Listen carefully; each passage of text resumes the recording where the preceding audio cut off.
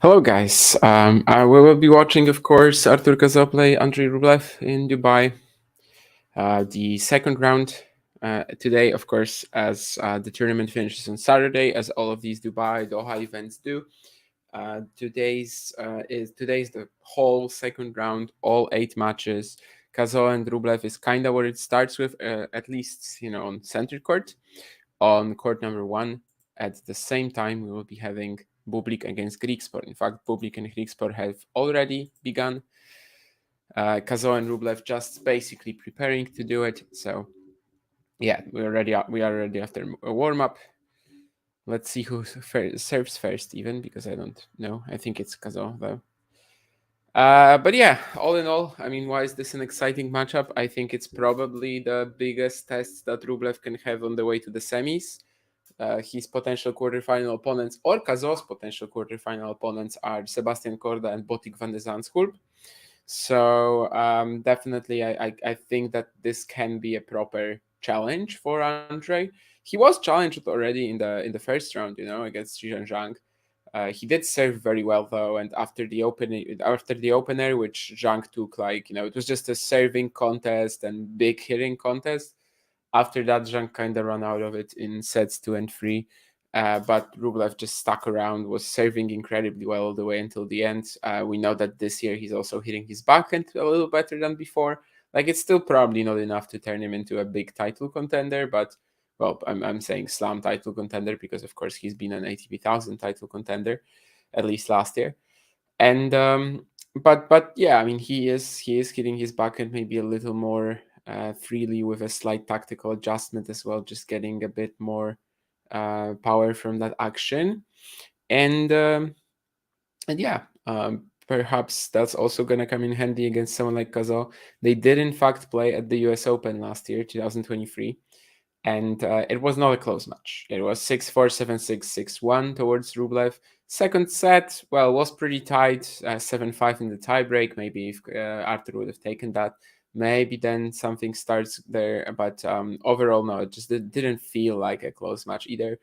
Well, Cazaux has improved considerably this year. Obviously, this has been a fantastic season for him since winning the Numea Challenger, then, of course, the Australian Open 4th round, where he lost to Hubert Hurkacz. Then Montpellier in the second round, he has major winning chances against Felix Auger-Aliassime, kind of chokes it away. But these are still the only 2 losses that he's actually had this season, because other than these 3 events, he also just played Dubai here, Dubai qualifying he looks really good at. Giulio Zappieri was his final qualities opponent. I would have to check the round 1 because I don't remember now. But then, of course, he manages to get to the second round here as well, defeating Lorenzo Musetti yesterday. Whether it's a good win or not, I mean, that's kind of arguable. He was actually the betting favorite, Cazaux, and rightfully so. So probably nothing to really write home about right now, beating Musetti. But of course, if he is able to touch Rublev, that would be something massive. So far, Cazaux in his career has played the top 10 opponent only 3 times. Once coming away with the win, which was of course this year's Australian Open against Holger Rune, and he lost to Rublev, whom I already mentioned, the US Open, and also to Hubert Hurkacz at the Australian Open. So basically, all of his top 10 matches have been in the past, let's say, 4 or 5 months.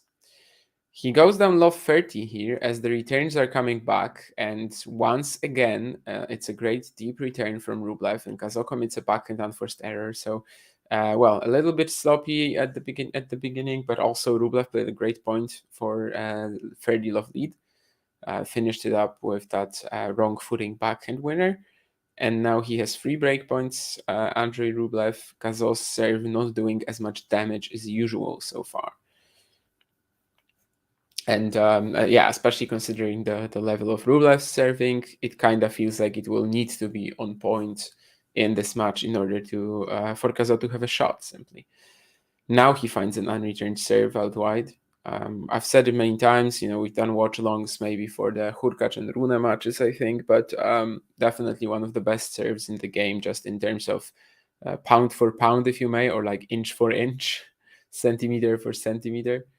It's pretty rare to be about 6 foot tall as Arthur Cazaux is and have that sort of caliber on your serving.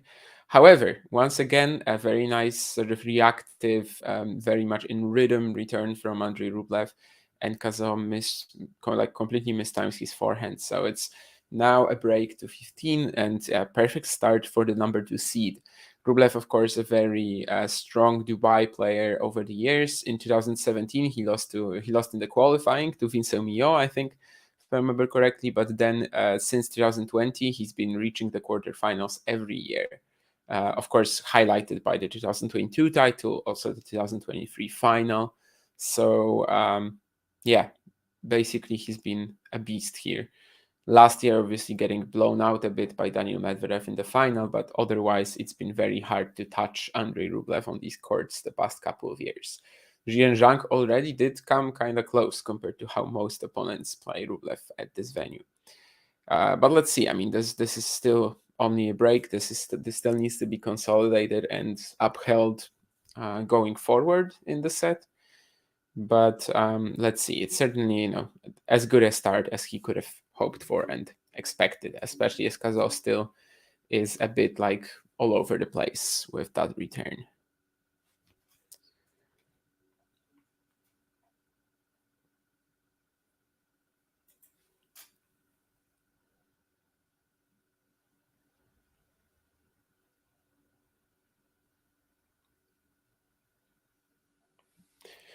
Cracking some inside-out forehands, Rublev as well. Eventually, they lead to something, even if they weren't placed, too aggressively. They lead to Cazaux.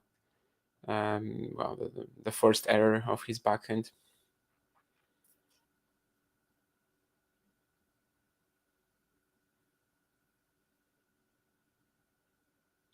Once again, the serve sets up Rublev for the first strike. He takes a while to sort of unpack, to neutralize the Cazaux defense in this point, but everything is done in a very controlled and safe manner.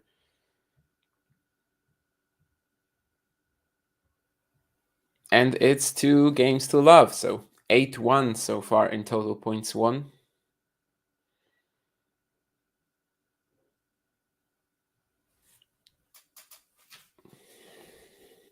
As one player has managed to get out of the starting blocks extremely quickly, the other is just still sort of looking for a way to settle, to ease his way into the match somehow. And perhaps this will come in the next game. Perhaps this will come with a couple of, well executed short attacking combinations on serve, the type of plays that Cazaux enjoys the most. We'll see. Well, an ace down the tee is definitely a good start.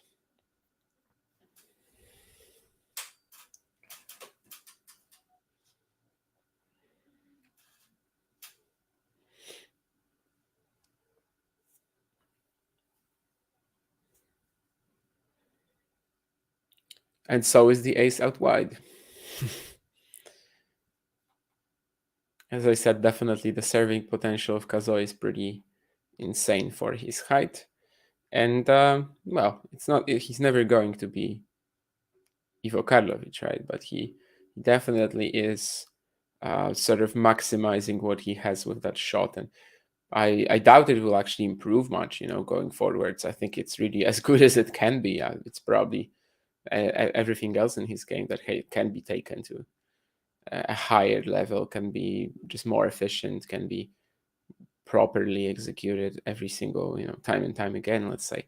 But with the serve, it's kind of hard to find room for improvement. I mean, it's already so good.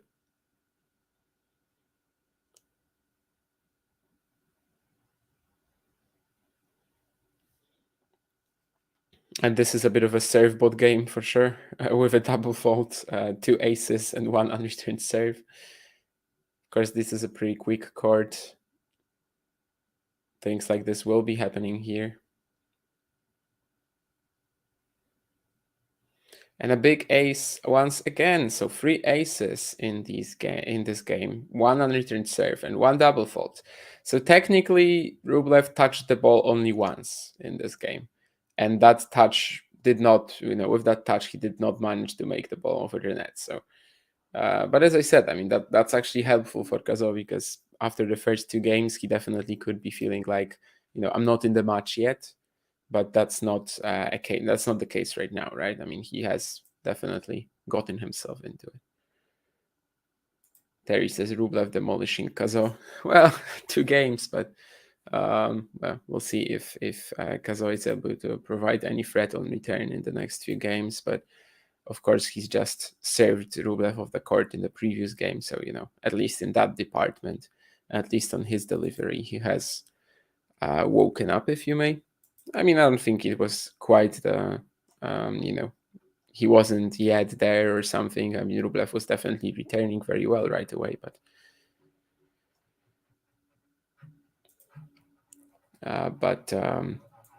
definitely it wasn't the perfect start that he was hoping for, serving first and kind of just, getting a few games in and potentially threatening later.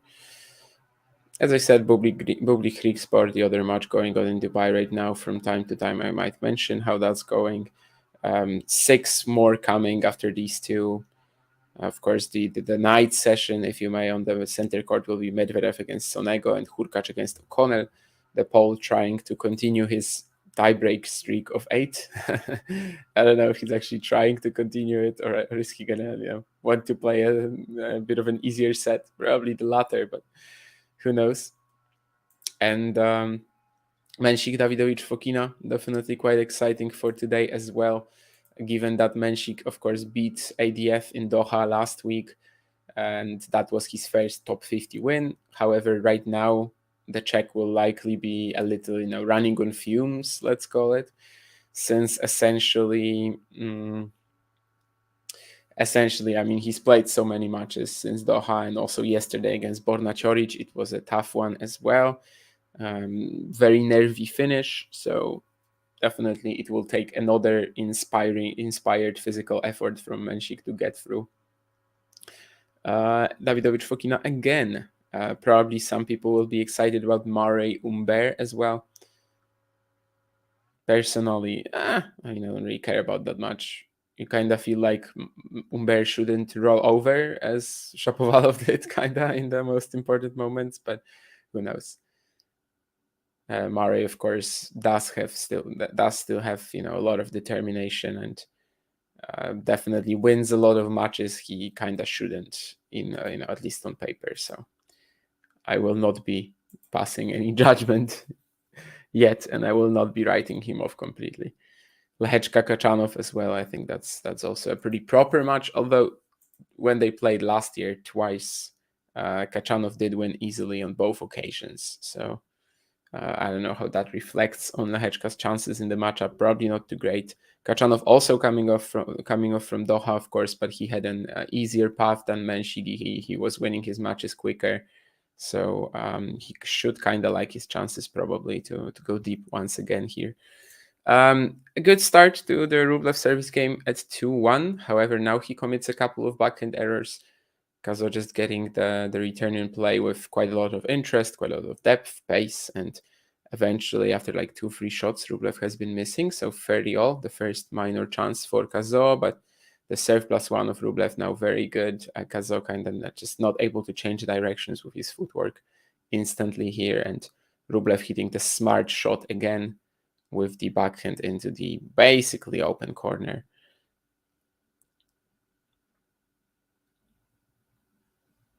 But yeah, at least the returning from Cazaux has improved, and that he's actually getting them in play now. Off the ground, still quite a lot of inconsistency, still quite erratic, I would say. But that cost him this game, that cost him this point.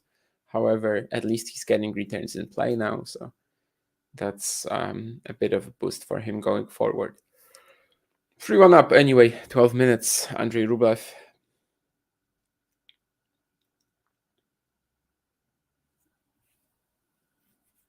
These the couple of backhand errors that he made in the previous game, in the end, they don't turn out to be consequential whatsoever.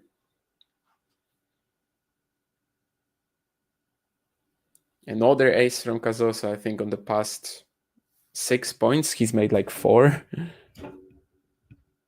Which, needless to say, is a pretty insane record.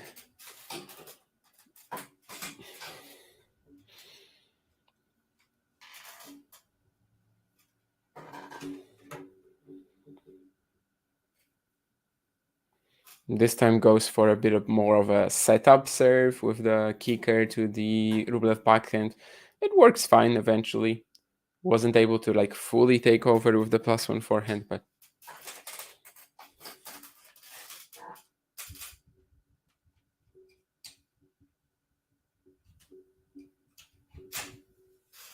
but he gets the point done.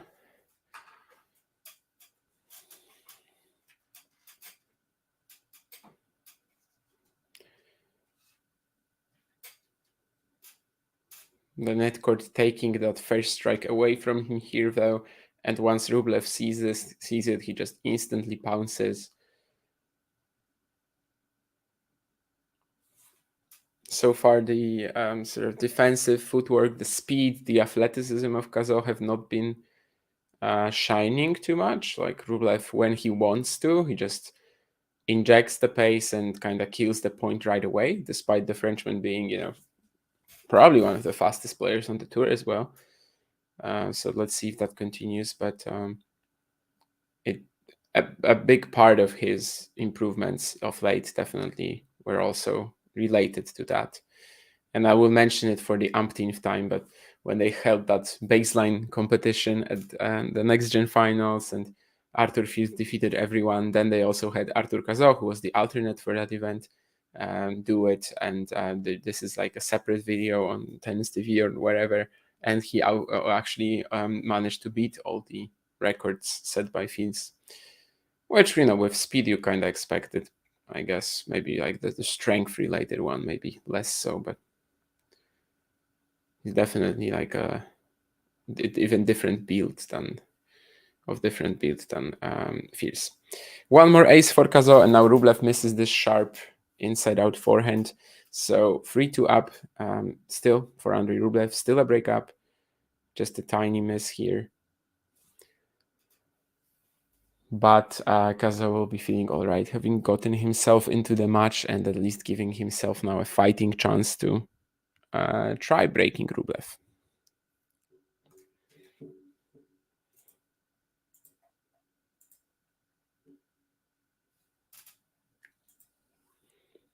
Bublik Hrikspor still on serve. I think Bublik actually leads that head-to-head pretty significantly, but 2022, 2020, of course, these weren't yet the best days of Talon Hrikspor, which basically started at the beginning of last season. So it might not be as easy this time around.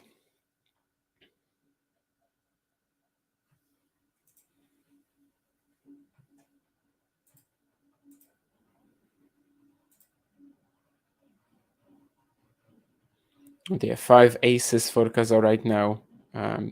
None for Rublev, but it's the Russian who's only lost 2 points in his first 2 service games, and of course has not been broken.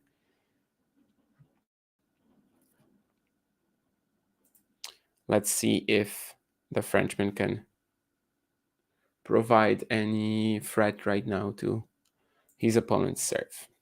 Of course, the major favorite for this match is Rublev, undeniably. But you'd expect a closer match, at least in terms of even the feeling of it, to their U.S. Open clash. Tough to sort of compare score lines, right? Because the U.S. Open, it's a best of 5 set match. Here we have best of 3, so like, is a 6-4, 7-6 more 6-1 more competitive than, let's say, 6-4, 6-4? Well, I guess it's all about the feeling, right? It's just hard to find an objective answer in such a case.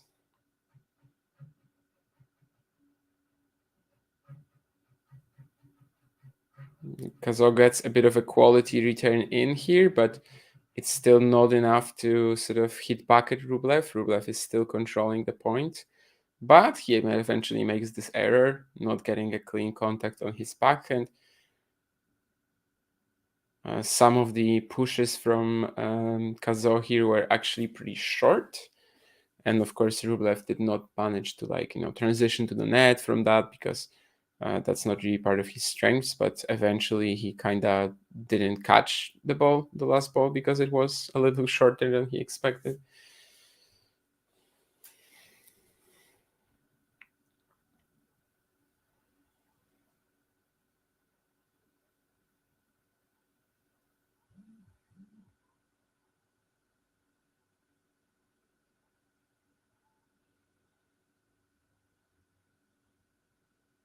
Still, Cazaux making some errors he kind of can't afford to with how well Rublev is hitting, with how generally sharp his baseline game is. We also see that there's a lot of wind in Dubai today. I don't know if in this particular matchup there's a player who will suffer more because of it, but worth mentioning anyway. Yeah, and the backhand of Rublev is actually looking somewhat shaky. However, the errors that he's made so far, they were not, they didn't allow Cazaux to have a break point. We'll see how it is now. I mean, the second game of the match, right? He commits 2 in a row. It gets to 30 love, but then he wins the next 2. Here, from 40-15, he misses a backhand. That's, just kind of routine and doing nothing.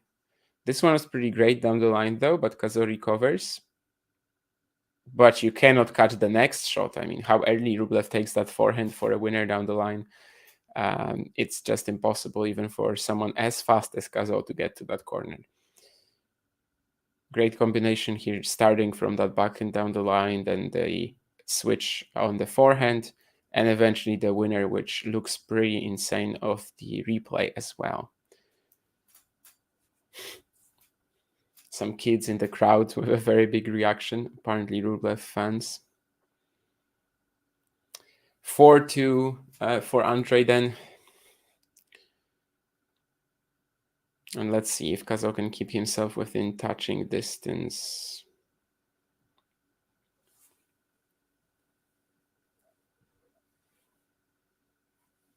Of course, the last 2 games have featured some incredible serving from him, but interestingly, we actually have not seen too many points, sort of the typical Cazaux-like points where the serve sets him up for, the first forehand, then he goes to the net. In fact, I don't think he's been to the net yet, so it's kind of been like serve or bust for him.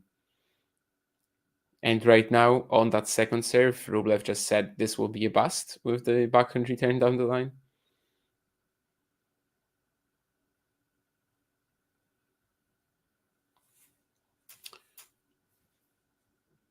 But yeah, most of the time we're getting either Cazaux losing the rally on serve or just getting the job done with the serve. Haven't really seen any well-executed combinations from him. This was an attempt, though. He approaches the net after the forehand. Rublev won't make the pass, but this was, I guess, the first sort of more Cazaux-ish play.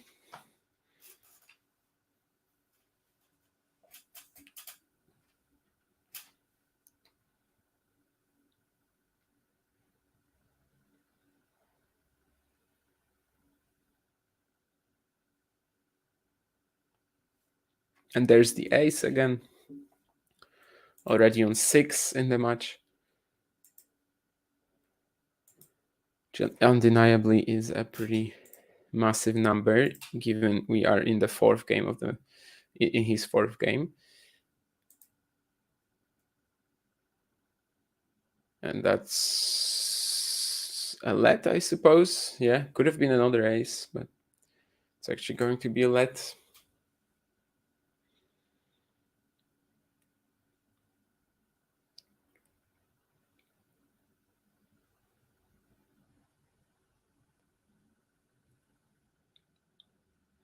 But he just decides to repeat to just go in the same direction, repeat the same serve, and lands it again. So 7th ace of the match for Cazaux, who's after that sloppy first opening game has been serve botting like properly here.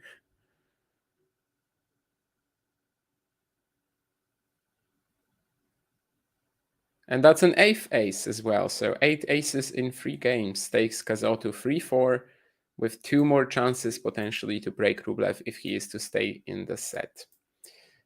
Just looking at the ATP rankings and seeing where Cazaux would land if he wins this already, probably top 70 at the end of the week. Kind of still, it would be decided by other results, but probably top 70 if he wins today. Right now, I mean, he's not fully guaranteed, but I think he's like almost guaranteed to break his career high anyway. or maybe he even is already. No, he probably isn't guaranteed, but he is very likely to break his career high.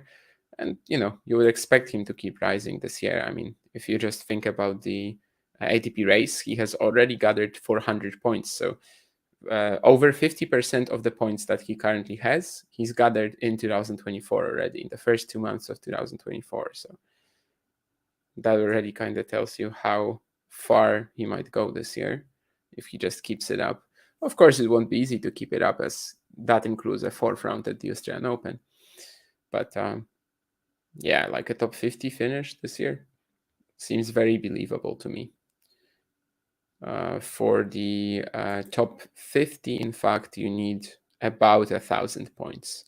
So he's basically got about 40% of that covered already. Not a bad situation to find yourself in, definitely not.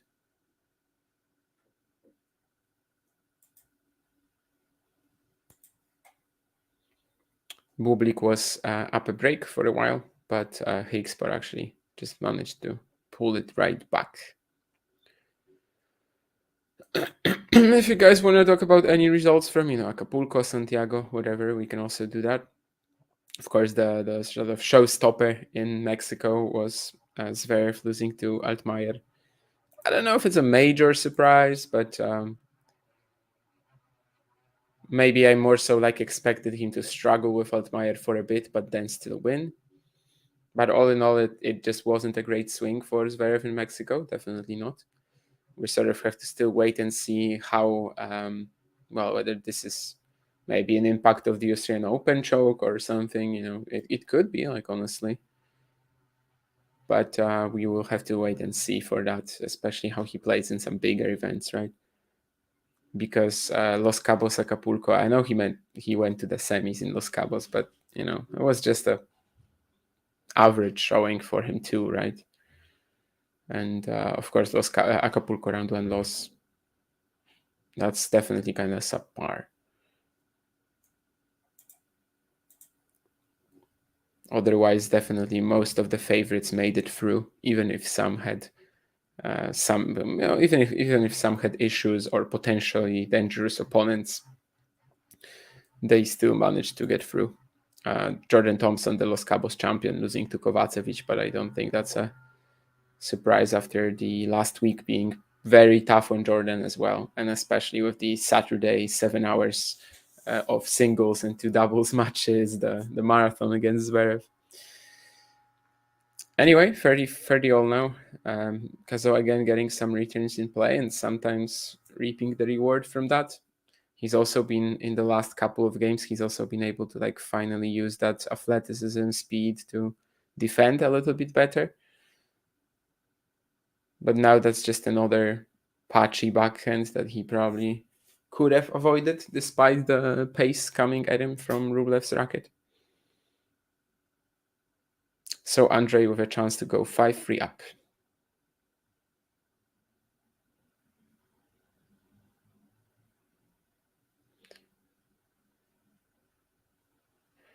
And that's a chance he should be capitalizing on. He hits this drive volley, which was okay, and then gets to the net on the back of that for a very easy finish. So 5-3 up for the Russians. Still no chances for Cazaux after the opening game featured a break for the number 2 seed.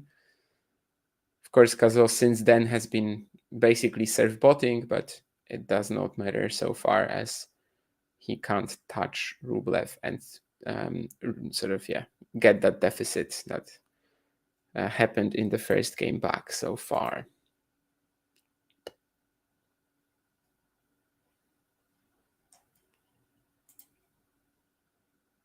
I wonder if Cazaux has even hit a winner outside of his serve yet. It's possible that he hasn't, right? I mean, it's mostly been Rublev making errors or ending the point in the rallies, and other than the serve, I don't know if Cazaux has had an opportunity to finish off a point. Probably not, which is kind of interesting. Now he tries to go for this big backhand line, but he just misses it.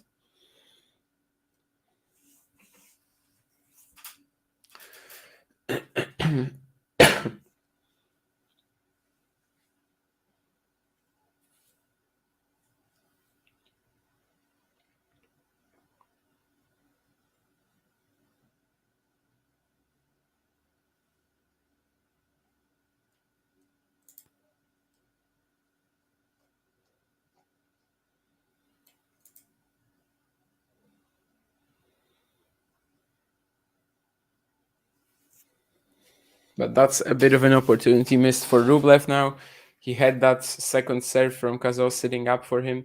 And I guess, I said earlier that there's probably not that much room for improvement in terms of Cazaux' serve. Well, I was talking about the first. The second is definitely quite attackable. I mean, it does sit up. Rublev was able to convert it, for example, at 2-4, right? The first point of the 2-4 game. But now at 3-5, at 15-0, he misses the return, which wasn't even intending to be that aggressive. But let's see, because there are a couple of more rallies now on the Cazaux serve. So far this has been suiting Rublev for sure. And once again, he just sort of keeps going at Cazaux with pace, and for a while it doesn't seem to be doing any damage, but eventually he finds the crack in the Frenchman's, uh, yeah, theoretically solid counterpunching here. It's kind of interesting how many of these rallies have been absolutely dominated by Rublev so far. Cazaux really hasn't found many opportunities to play his own attacking tennis. I mean, it's only really been, his serve being very strong, but otherwise, it's been quite a dominant performance from Rublev, especially in terms of the patterns of play from the ground as well. Now, of course, Cazaux gets another ace, so I mean, 9 aces in the last 4 games, and he might just get there and ask the question of Rublev again.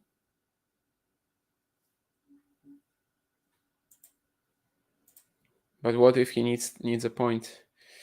Yeah, scoreboards, Gene. I actually don't know how to do it. I don't know if John was intending to be here or not, but well, maybe he will get here. I will maybe put on that banner thing after the set is done, or maybe I will just upload the banner right now, and then try to change it every changeover. I think that's also a thing. Let's try that actually, but I cannot, I don't know how to put on the scoreboard that we usually have actually. So for now we are stuck with that.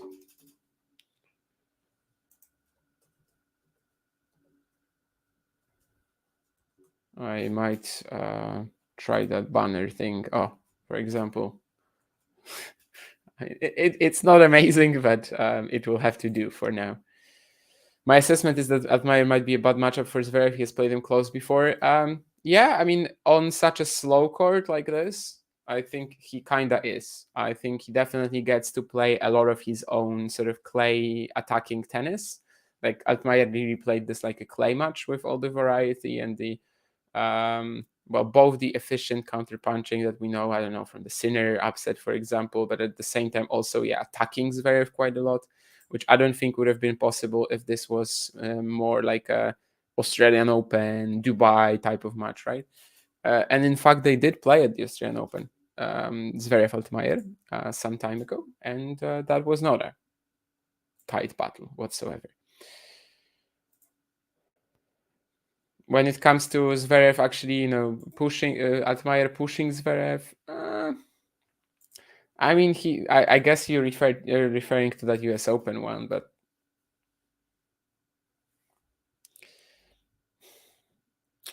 it wasn't that close to me. Like, this was probably the first time. But honestly, seeing that matchup, Zverev Altmaier, Acapulco, knowing what the conditions are in Mexico, I think I was expecting a pretty close one, actually. Yeah, perhaps still with Zverev winning, but well, it wasn't it wasn't an obvious round one. Definitely not. Like, I wouldn't say that. No, it wasn't.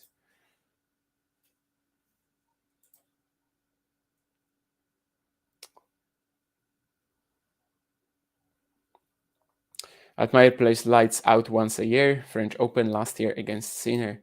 Altmaier kind of plays lights out more than once a year. I mean, he is 4-2 against the top 10, which is an absolutely crazy record for a player of his caliber. That's so rare. I think Arthur Fils might be at like 2-all or something like that against the top 10, but Altmaier being at 4-2. And actually, this was also his first hardcourt win. So he's 3-0 against the top 10 on clay and 1-2 on hardcourts, which is pretty insane. Obviously, with bigger sample size, if Daniel Altmaier played, let's say, 10 matches against top 10 opponents over the course of next year, I'm pretty sure his record would actually be, at a deficit. But yeah, I mean, for Ugo Humbert, his record of, I think, 10-12 or something like that, or Nicolas Jarry's 8-11, they are mentioned as like amazing top 10 records, right? When you win like 40% of your matches against the top 10, that's fantastic. Altmaier is on 4-2, so 67%. But yeah, of course, with him, the sample size is much, much smaller. Cazaux held, obviously, and now Rublev trying to serve out the set. So far, so good. So far, the Frenchman has been unable to cause him any trouble in this one. There was a challenge here, which Rublev was right on. Well, actually, Cazaux was not right on. I don't know why we're waiting now. Okay, we are going to serve. There was just a huge close-up on Andrey's face for whatever reason, and I wasn't sure what Cazaux was doing. What's going on here? I don't know because I'm watching on mute, but like they stopped the point for some reason. I think maybe the sort of the lights, the banners around the court sort of started flashing midpoint about the ace from Rublev, which was 30 seconds ago, essentially. But yeah, I think that will basically lead the guys to replay the point.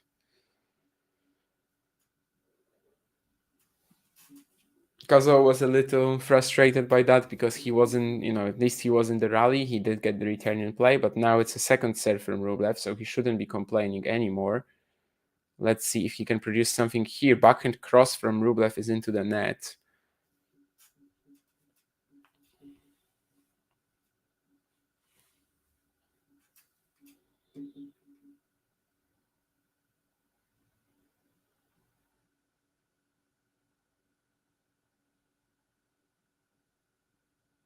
But now the +1 forehand, the setup is very good. And it's 2 set points for Andrey, who, once again, I mean, he's just been so dominant of the ground here.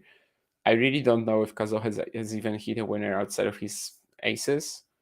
And that's kind of how the match has been playing out as well. Like you just can sort of see that Rublev is the one dictating, deciding everything off the baseline.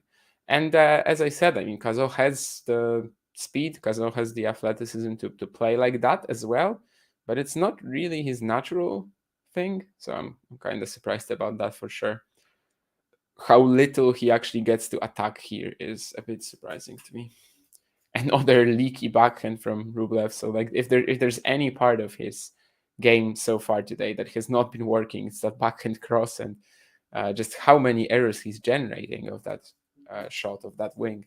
However, that still hasn't impacted the match, in any meaningful manner, especially if he takes the next point. And in fact, okay, I guess that's a let then, because the serve looked into me. I don't even know, but he gets to play out his combination here very well. I mean, this is kind of the textbook Rublev point, right? The serve out wide, he kind of forces Cazaux out of the court a little bit and then takes the forehand very quickly into the other direction. 6-4, as I said, not a perfect set on the backhand wing, but otherwise it's definitely as good as Rublev was hoping for, and just a very dominant set for him in terms of how they played off the ground and how the points were essentially on his racket all the time if he got the Cazaux serve back. Yeah, I mean, 10 winners so far for Cazaux, and actually none of them off the baseline. 10 winners, all of them on serve. That is pretty insane.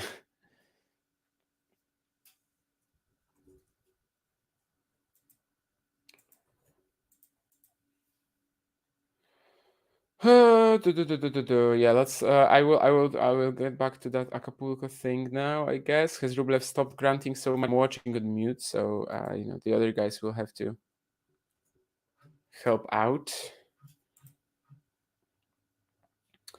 Wide open top half. Maybe Demon can get his first win against Steph. Yeah, that head-to-head record is insane. Absolutely.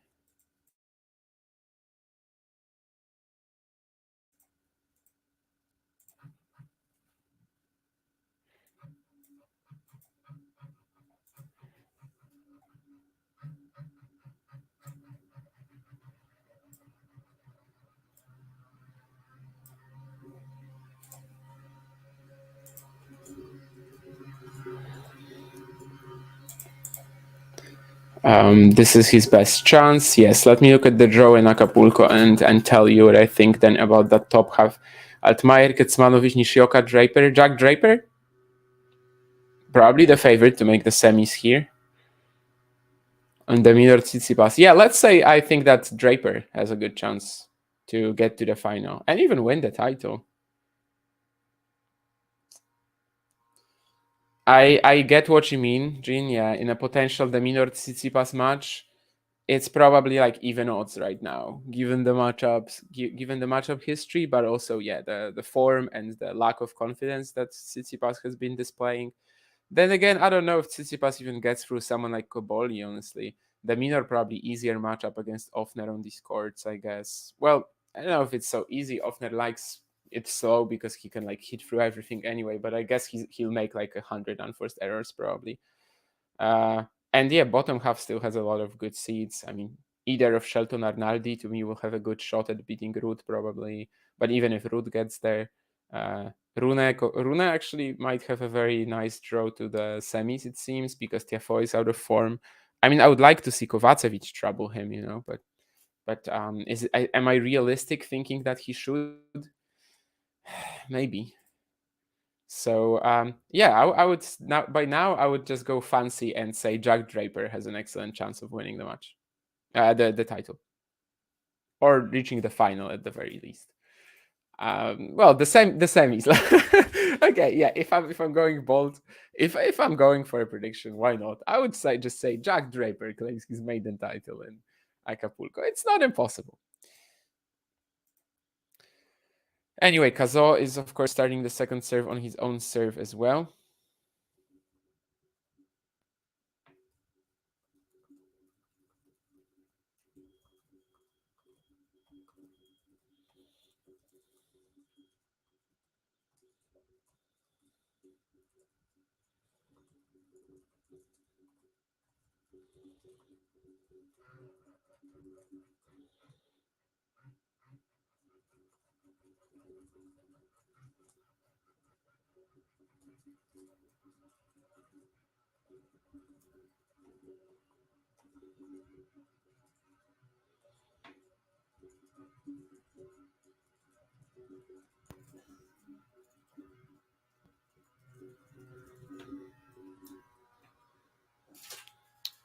Yeah, in the long run, I don't know if Cazaux can really keep this up, right?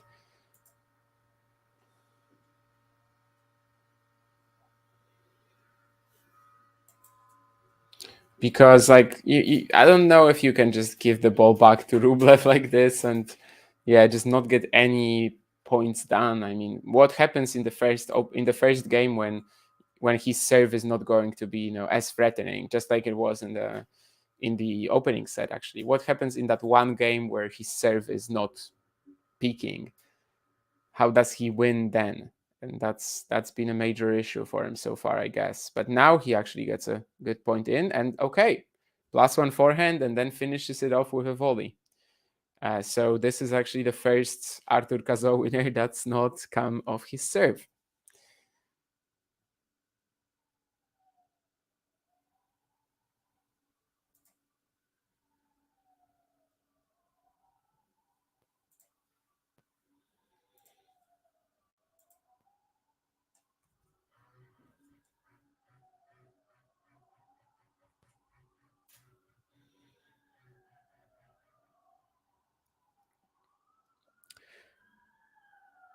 Well, that was pretty close. I would probably be challenging that or something.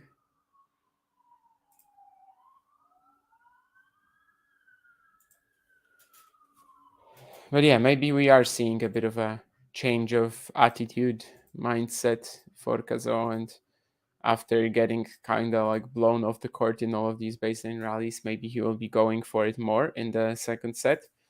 Who knows? He gets the first game, so that's already a change compared. That's already a change up compared to that one. To the opener where he lost it right away and then just never had a chance to recover. He'll be hoping that this time it's going to be all very different.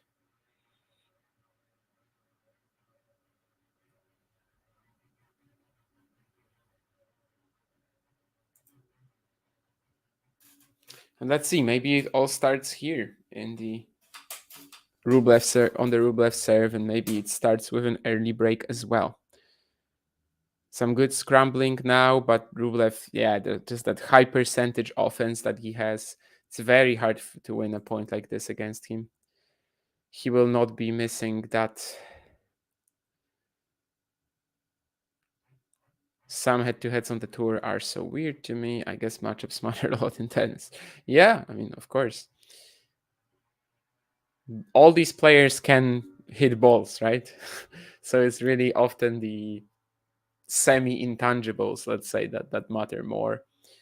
And I think head-to-heads are often even overrated. Like when someone leads the head-to-head against someone, I don't know, 3-0, very often it doesn't mean all that much, especially if the matches were like long way back, or if the matches were I mean, just the sample size isn't that big, right? I mean, if you lose to someone twice, it doesn't necessarily yet have to mean that you are going to do it every single time. But yeah, the Minor Tsitsipas, it is a pretty scary head-to-head for Alex, not gonna lie. I mean, it just kind of tells you Tsitsipas is not scared of him, like the attacking of the Minor, and can just sort of comfortably be the dominant player himself.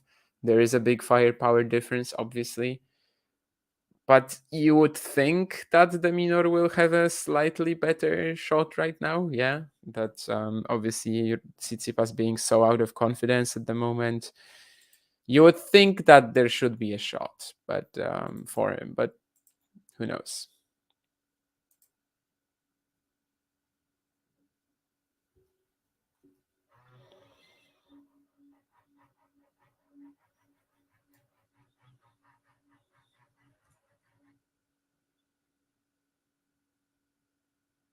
Yeah, again, Rublev is just too good on these cleanups.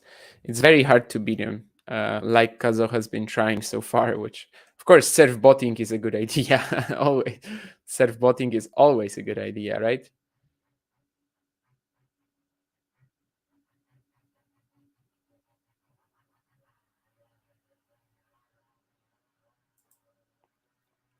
But otherwise, I mean, it's been very hard for him to just draw out any errors from Andrey. Oh, and I was supposed to update that banner. Shoot. When it comes to Greek sport, he's actually currently in that first set tiebreak, and it's been pretty crazy. There's been, set points saved for both guys already. So things are basically really tough at the moment for him and for Bublik as well. But he does have a set point now on the Bublik serve, though.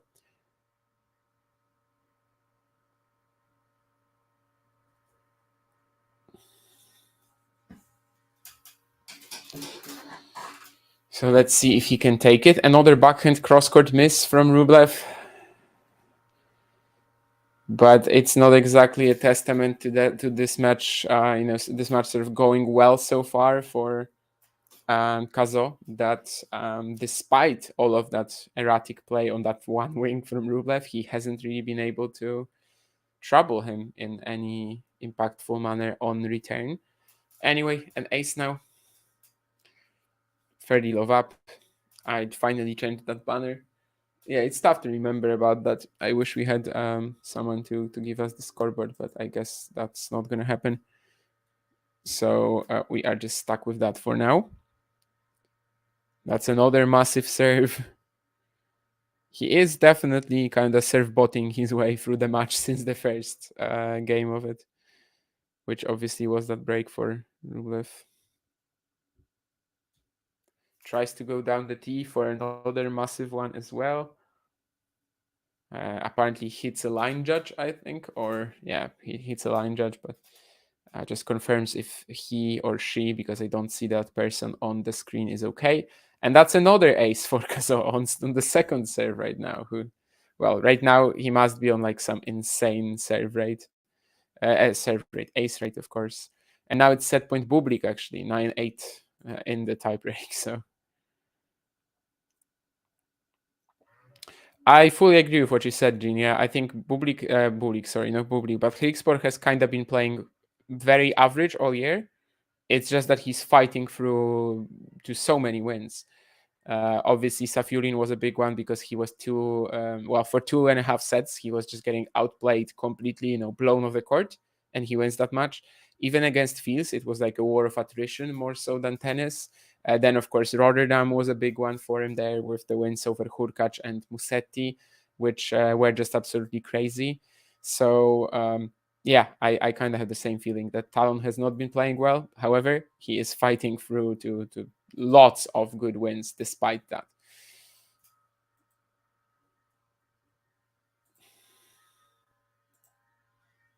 So let me update the banner as we are on the changeover, and I was about to... Oh, and Bublik takes the opening set 10-8.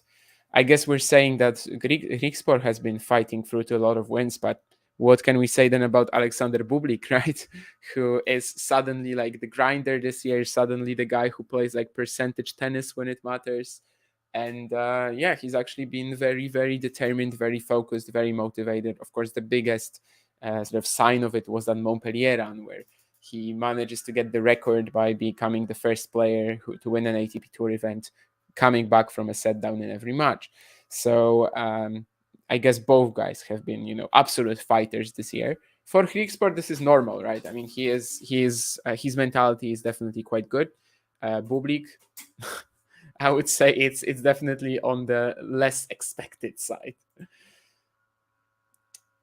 And I was gonna check that ace rate of Cazaux, which is currently at 12 out of 38. So yeah, basically hitting an ace like 30% of his serve points or something like that. And after the first set, when you had the stats on the screen, we also saw that he was on over 50% unreturned serves, I think. So yeah, basically, other than one game, he's been serve botting, and he's needed that given how the baseline rallies are looking. Because the serve has been the main thing going for him, and not much else is really. Yeah, that's gonna be a decent angle on the return but when it is this high, when it is this soft, I mean, just kind of opens it up for Rublev even more. And Rublev had two potential directions to go for there, two potential directions which both were gonna win him the point really. And now a big serve too. So it looks like not this game yet. It's not this game where Cazaux will be threatening to break. But yeah, Alexander Bublik, in case someone didn't hear yet, did take that opening set in a 10-8 tiebreak.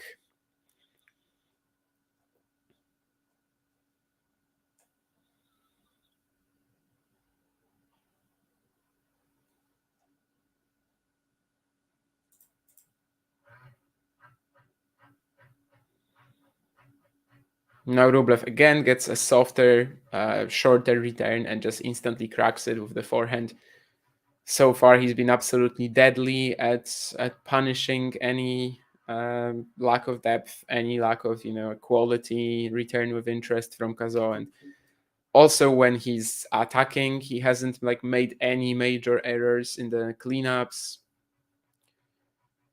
So there's really not been much of a chance so far for Cazaux to break, to get a lead in this match. But let's see. Maybe he can keep serve botting, and then maybe something presents itself to him. Oh, and he finally hits a forehand winner. Yay. I mean, that was purely set up by the serve, but still, that's something he didn't do in the opening set, and I don't think he's actually done it by... I think that was actually the first one, because earlier in the set he also clinched a point with a volley, but in the opening set, as I mentioned, just 10 winners, and all of them coming from his serve. It was pretty crazy. You very rarely see a breakdown like this, even when you have a way more defensive player. Because sometimes, yeah, it's just gonna be an easy put away for some reason, for you, and you take it. But that wasn't the case on that occasion in the first 10 games of the match. But yeah, let's see. Now he commits a backhand error in the cross-court exchange. I guess he was trying to once again lure Rublev into something like that, but it was actually his wing that cracked first.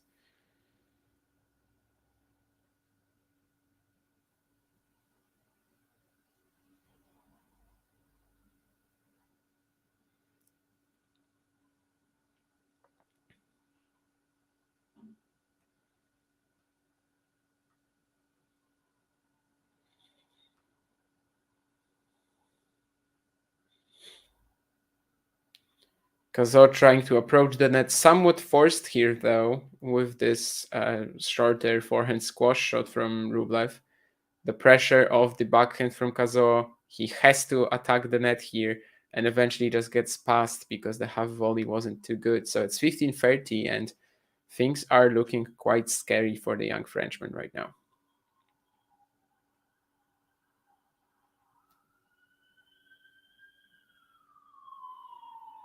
Especially as this ace will, this serve also doesn't bring him an easy point yet, at least, because it was a let. If it lands in the court, it is probably an ace, though. But yeah, 15-30, he gets a chance to try again, of course.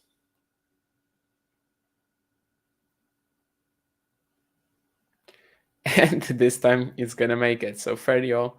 Not an ace, but definitely a serve that would have been very hard to return in any reasonable manner by Rublev. So still not out of the woods, but once again he can sort of rely on the serve whenever it's been required after the opening game.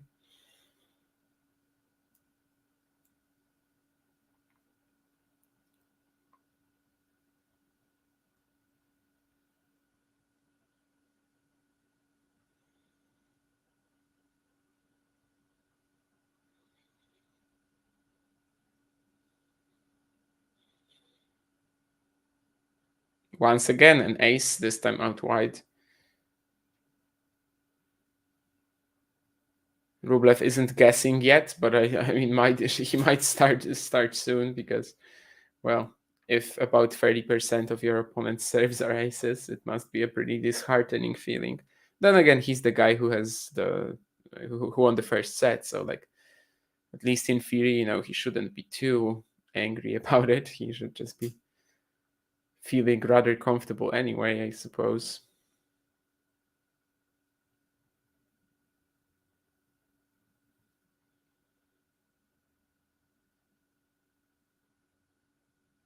Yeah, that's a nice backhand pass from Cazaux. I thought this was yet another one of these points where like Rublev really executes the sort of finishing shots in the rally, the approach shots very well. The shorter forehand that he had to take from below the net was excellent, but Cazaux manages to slide to this backhand pass, played very low at at a sharp angle as well, and he manages to get the point. So 3-2 Cazaux in the second set, as he's still holding, but still needs to threaten Rublev at some point.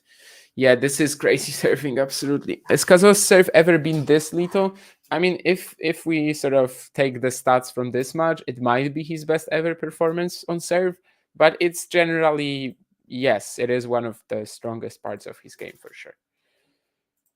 And for his height, it is absolutely insane as well, because you probably would struggle to find a player around Cazaux' height who has a similarly good serve. Probably Wawrinka, Watanuki, maybe Bellucci given the lefty angles, but probably no, probably it's not the same caliber.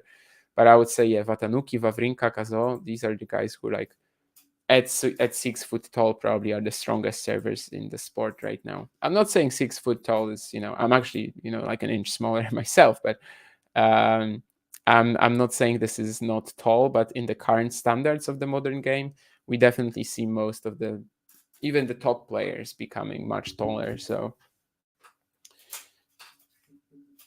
it's not someone like Sinner, I guess, or even obviously even not talking about guys like Medvedev, Cilic, Del Potro, in terms of the height, and yet he's able to basically match them on serve, which is quite impressive for sure.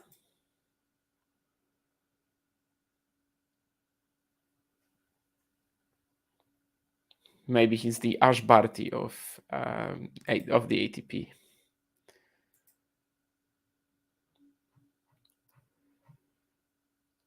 But let's see. This time adding a bit more loop here, resetting the point.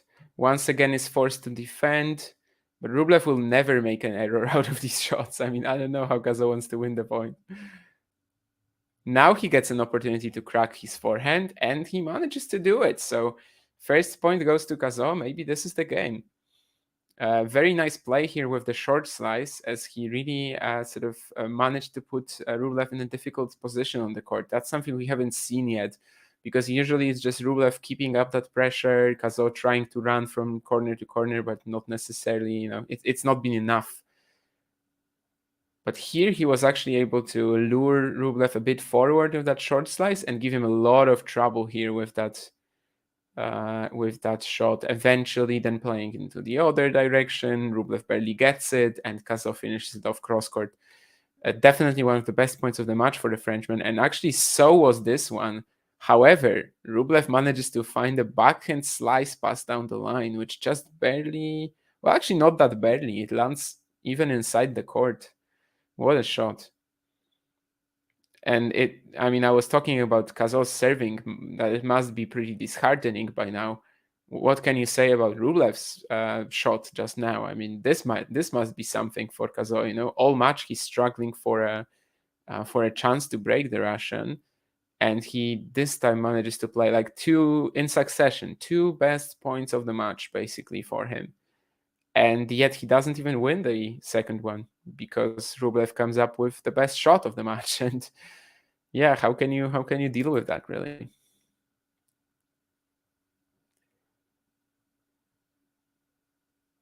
Yeah, Terry finally winner. I guess that's to Cazaux. Yeah, he's hit two forehand winners so far, I think, and one volley. But yeah, other than serve botting, he hasn't really done anything. But now when he had the chance, yeah, as Jean says, the slice pass from Rublev is just pretty insane, and especially as it was coming in such a potentially dangerous moment. Yeah, Cazaux plays his best point of the match, then attacks once again, and he just gets burned by that slice pass. And it might honestly be the most important shot of the match when we're looking at it.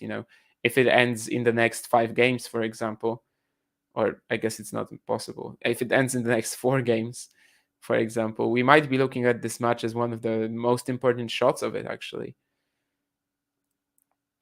because this was a proper opportunity for Cazaux. He plays a couple of great points off the ground. Finally, he is finally on the front foot, and he just gets that served to him by Rublev.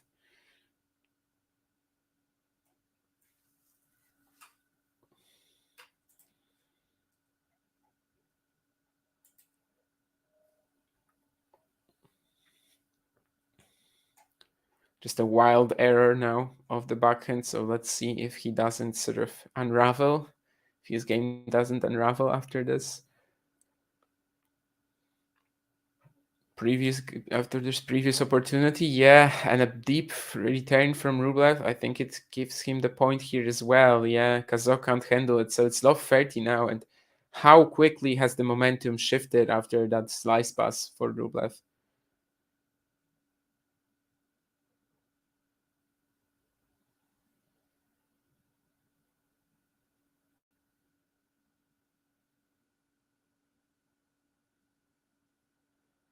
But you know what?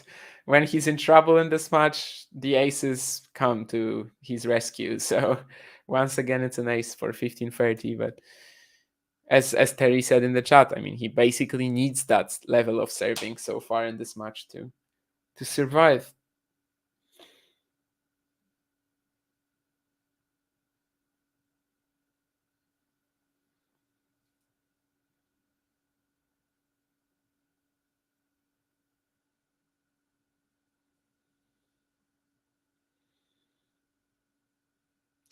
And another very wild backhand cross he tries to go for. So 15-40 now, and we are potentially watching really the most important 2-3 minutes of the match. Yeah, with the slice pass from Rublev, and now this game when everything starts crumbling for Arthur.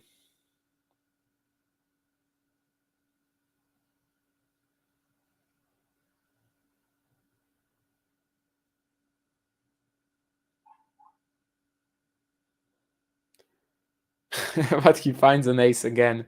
And it's literally been like this. I mean, he wins the points where he hits an ace, he loses the ones which actually result in a rally. So can he find another one? Rublev is a little amused as well, it seems. But he must find another ace or another unreturned serve, or just something that will set him up for an easy point here. And he doesn't. It's long. So this might be a proper opportunity for Rublev now.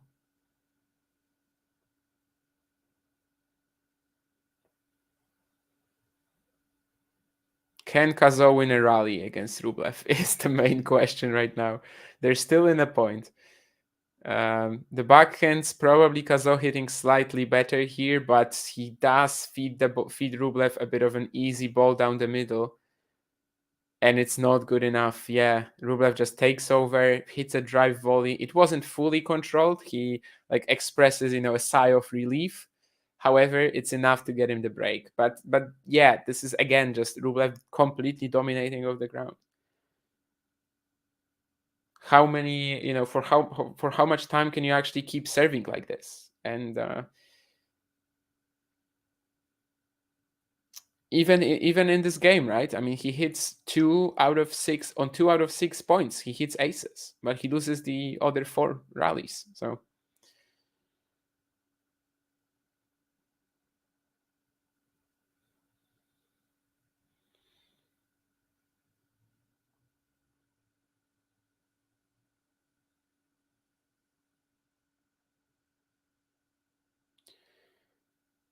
'We've got the break, and Andrey Rublev seems to be cruising towards the finish line right now. No, he can't. I guess it's to the rally, right? Can he win a rally against Rublev? And indeed, so far, I mean, sometimes Andrey is missing the backhand's cross, and that's kind of been another uh, point yielding weapon. If you well, point feeding, point yielding, depending from which angle you look at it. But it's kind of been another thing granting Cazaux some errors, some points. But all in all, yeah, it's just really serve or bust for him, and it seems like for the sort of final time, yeah, he just isn't able to maintain it for 5 games in a row in a set.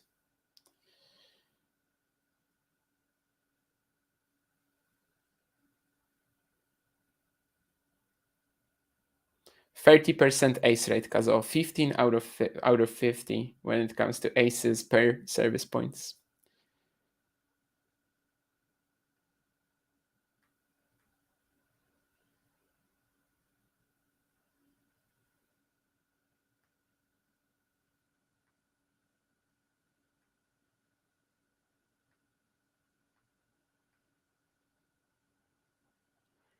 And again, I mean, the Rublev offense is just so safe, so high margin that it's basically impossible to beat him like Cazaux has been trying to today, I think.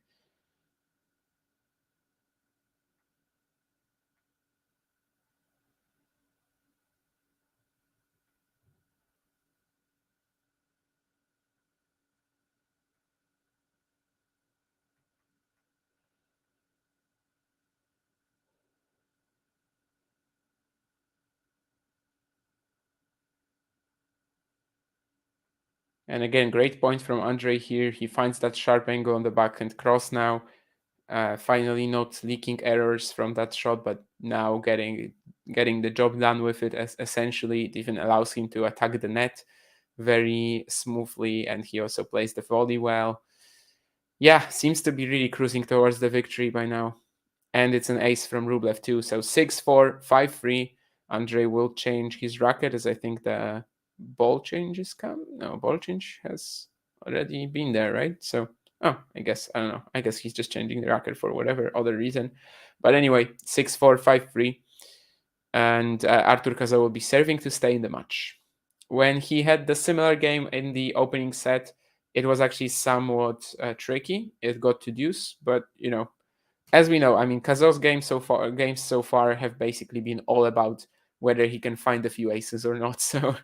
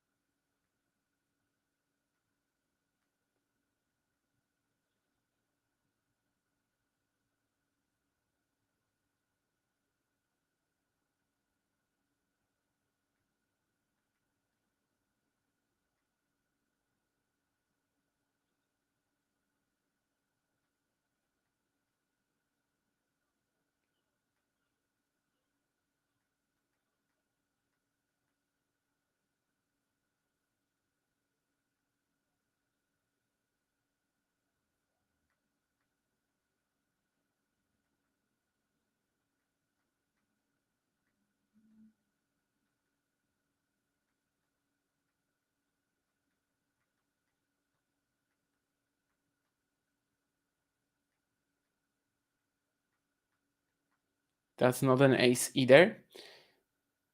But we see on the challenge, not the challenge that Cazaux took, but actually just the challenge, that we got as viewers, that it was actually in. So if Arthur challenged it, he would have won the point, and now he loses it.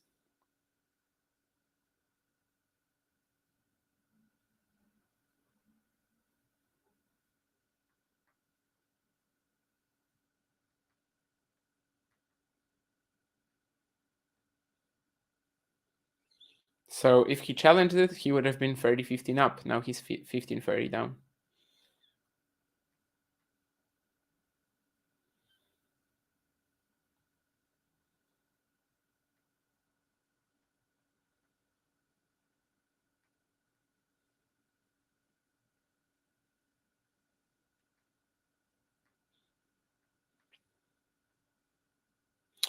And that's a wild forehand error from Cazaux as well. So 2 match points for Andrey right now.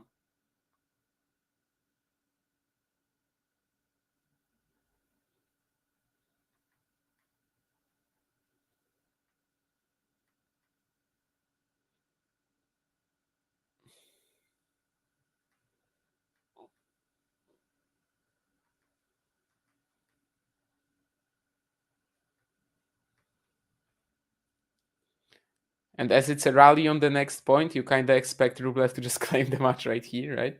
But no, he commits a forehand inside out error now.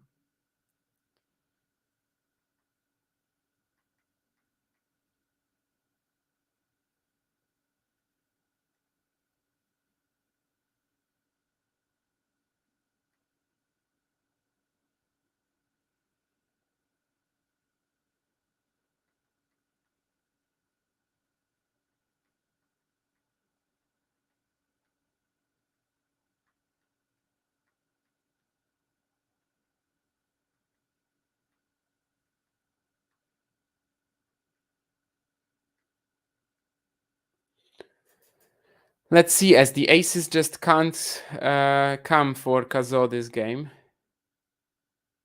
He manages to recover here, though. Good pickup down the line on the defense, and he is back to deuce. But this is a game so far with no aces for the Frenchman, and we know that this has been tough for him. Ban the line judges Sesteri. Yeah, I mean it's pretty wild that an event like Dubai, which is obviously so rich, doesn't have automatic Hokai, right? But whatever. Well, in this case, the serve was just barely in, so I wouldn't really blame them either. However, yeah, I mean, an event like this should probably have electronic line calling. I mean, why not, basically? Anyway, Cazaux finds an ace, so it's not going to be an aceless game from him. And he gets the chance to bring it back to 4-5. His 16th ace of the match, I think, on 57 service points. And it's going to be 16 out of 58 before we get to the last game. So let me change the banner, possibly for the last time as well, as Rublev will be serving for the match. And of course, so far, Cazaux has not been able to threaten him on return whatsoever.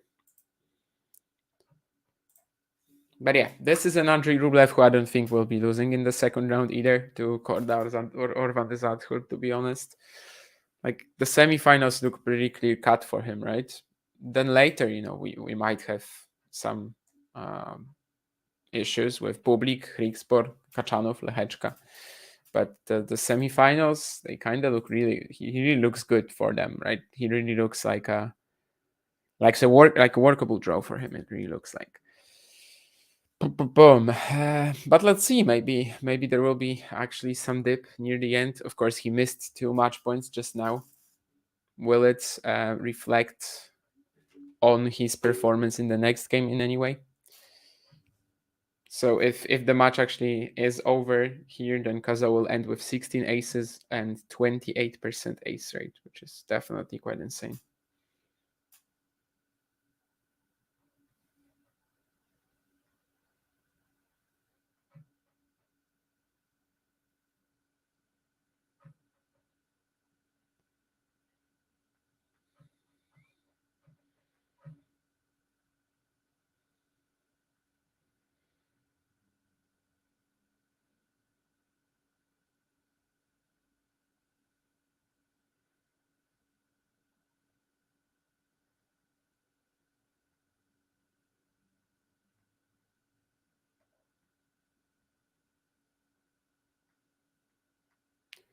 But yeah, to me, the major difference between a match like Zhizhen Zhang against Zhizhen Zhang, right, for Rublev in the opening round, like, to me, the major difference is that someone like Zhang will actually engage with Rublev in that sort of hard-hitting contest, right?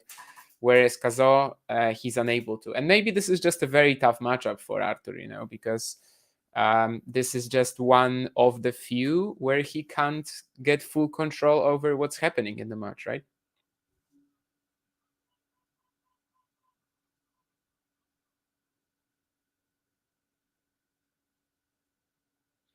Maybe this is just one of the few matchups where he just can't take over, where Rublev just hits the ball with that insane, repeatable pace. And even if he might not be sort of going for any crazy winners or something like that, his offense is just so high margin that Cazaux can't take over, really. So maybe this will just be a matchup that continues to haunt him. At the US Open, we probably weren't feeling like this because, well, it seemed like also there's the quality gap. But like right now, that has been a little decreased at least. So we probably might start looking at this as just a tough matchup as well.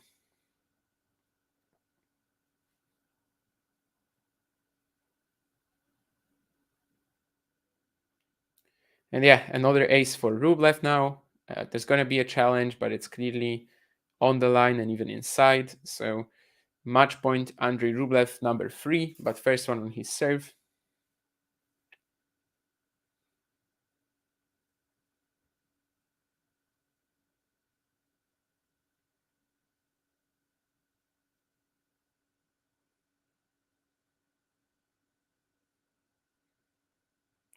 And easy put away for Rublev. Once again, 6-4, 6-4. All the cleanups, basically all the shots he could have put away today, he was just insane on.